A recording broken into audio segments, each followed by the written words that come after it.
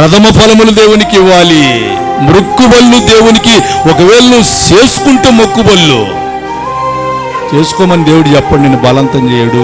నువ్వే ఆపద కాలంలో అయ్యా ఈ గెట్టెక్కిచ్చే నోటొక్కడు కొడతాయా నీకు, అయ్యా ఈ గండంగిన నన్ను దాటిస్తే నీకు మొత్తం ఇస్తాయా, ఈ పేలు కూడా నెత్తినంత పేలు పెట్టినాయి. మొక్కుకుంటే మనమే. దేవుడు చెప్పాడు ఎప్పుడు నాకు మొక్కుకో నేను నీకు ఇది ఇస్తాను అని. ఎప్పుడు దేవుడు ఆపద మొక్కులు మొక్కేది మనమే. మొక్కినాక మరిచిపోతాం మనం, కొన్నిసార్లు చెల్లించము, మాట తప్పుతాము.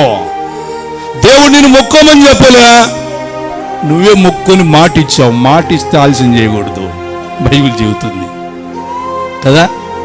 నువ్వు ఆపదకు నువ్వు గిన మొక్కుకుంటే ఖచ్చితంగా నీ నోట నుంచి బయలుదేరిన మొక్కుబడిని చెల్లించుటకు నువ్వు ఆలస్యమో అది నీకు మేలు కాదని బైబిల్ చెబుతుంది. కాబట్టి ప్రియా దేవుని బిడ్డలారా, అన్ని దేవుడు మనకిచ్చాడు.